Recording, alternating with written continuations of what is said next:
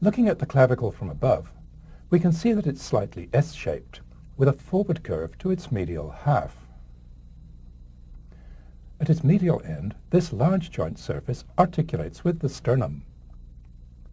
At the lateral end, this smaller surface articulates with the scapula. On the underside, massive ligaments are attached, here laterally and here medially.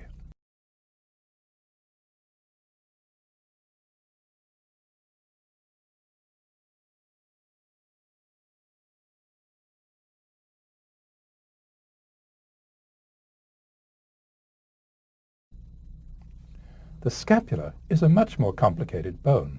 The flat part, or blade, is roughly triangular, with an upper border, a lateral border, and a medial border. The blade isn't really flat. It's a little curved, to fit the curve of the chest wall.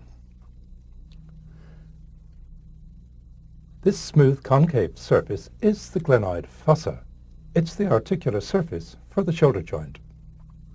Above and below the glenoid fossa are the supraglenoid tubercle and the infraglenoid tubercle, where two tendons are attached, as we'll see.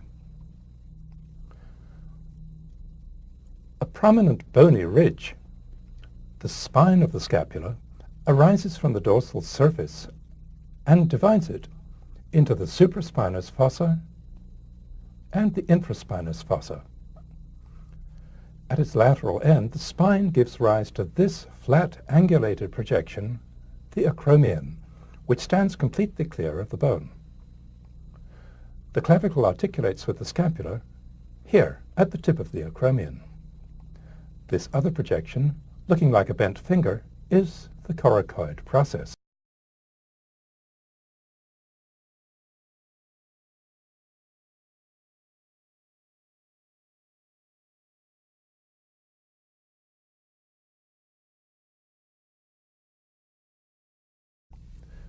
This is the head of the humerus. The articular surface is half of a sphere. On the anterior aspect is a well-marked groove, known as the bicipital groove, because the tendon of the long head of the biceps runs in it. At the proximal end of the groove are the lesser tubercle and the greater tubercle. Because it's between two tubercles, the bicipital groove is also known as the intertubercular groove. Down here on the lateral aspect of the humerus, almost halfway down the bone, is a rough spot, the deltoid tuberosity. Now let's see the distal end. It's flattened from front to back, with a complicated articular surface and two prominent lumps, the medial epicondyle and the lateral epicondyle. These are major muscle origins, as we'll see. Above each epicondyle is a ridge, the epicondylar ridge. Here's the lateral one. The articular surface is in two parts. The pulley-like trochlea articulates with the ulna. The rounded capitulum articulates with the radius. Now we'll add the radius and the ulna to the picture. The big hollow on the back of the humerus, the olecranon fossa, accommodates the end of the ulna, the olecranon, in full extension.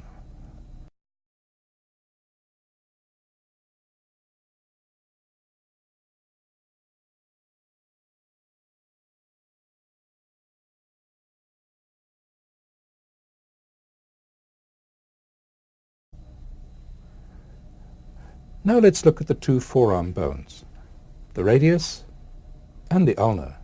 They're different in that the ulna is bigger proximally, the radius is bigger distally. They're also different in that the radius rotates, the ulna doesn't. The two bones are held together by two radio-ulnar joints, the proximal and the distal. Forearm rotation happens simultaneously at both these joints. The two bones are also held together along most of their length by the strong but flexible interosseous membrane, which prevents the two bones moving lengthwise relative to each other. Let's look at the proximal ends of the radius and the ulna. We'll look at the ulna first. The main feature of the proximal end of the ulna is this large curved articular surface. The curve that it forms is called the trochlear notch. It articulates with the trochlea of the humerus. The very proximal end of the ulna is the olecranon. The triceps tendon is attached to it. This projection is the coronoid process. Distal to it, this rough area, the ulnar tuberosity, marks the insertion of the brachialis tendon.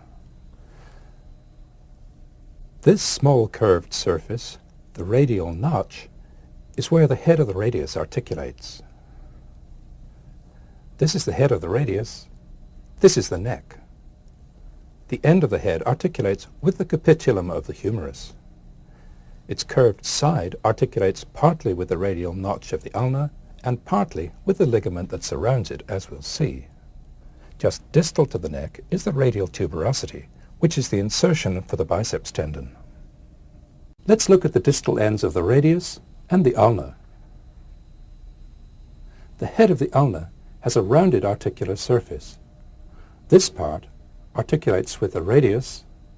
This part articulates with a key structure that we'll see shortly, the triangular fibrocartilage. The pointed tip of the ulna is called the ulnar styloid. The broad distal end of the radius has two articular surfaces. This large one articulates with the proximal row of carpal bones. This small surface articulates with the ulna.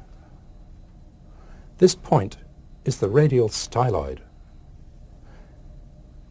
Here's the distal radio-ulnar joint with its capsule intact and with its capsule removed. Here's the structure that holds it together, the triangular fibrocartilage. It's also known as the articular disc. It's attached to the radius here and to the ulnar styloid here. As the distal end of the radius rides around the head of the ulnar styloid provides the pivot point.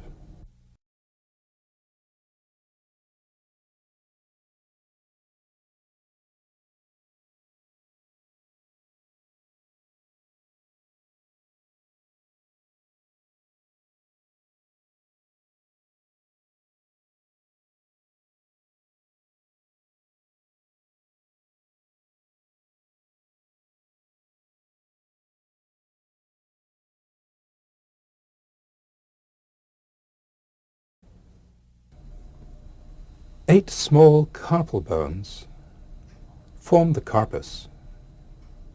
Distal to the carpus are the metacarpal bones, numbered 1, 2, 3, 4, and 5.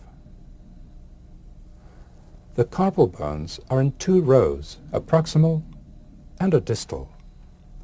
The bones in each row are attached closely to one another. The four bones of the proximal row are the scaphoid, the lunate, the triquetral, and the pisiform, which sits by itself on the triquetral. The scaphoid, the lunate, and part of the triquetral articulate with the distal end of the radius to form the radiocarpal joint. The distal surface of the proximal row forms a deeply concave notch which the bones of the distal row fit into.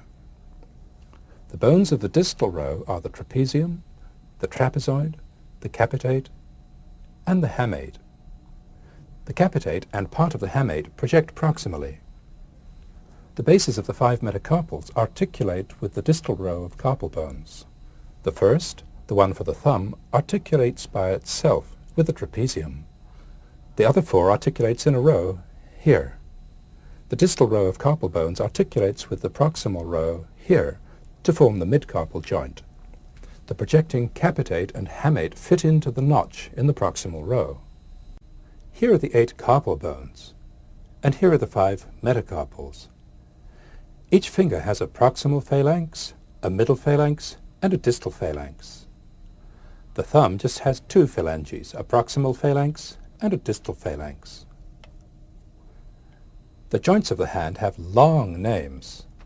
The joints between the carpus and the metacarpals are the carpo-metacarpal joints. The joints between the metacarpals and the proximal phalanges are the metacarpophalangeal joints. The joints between the phalanges are the interphalangeal joints, proximal and distal.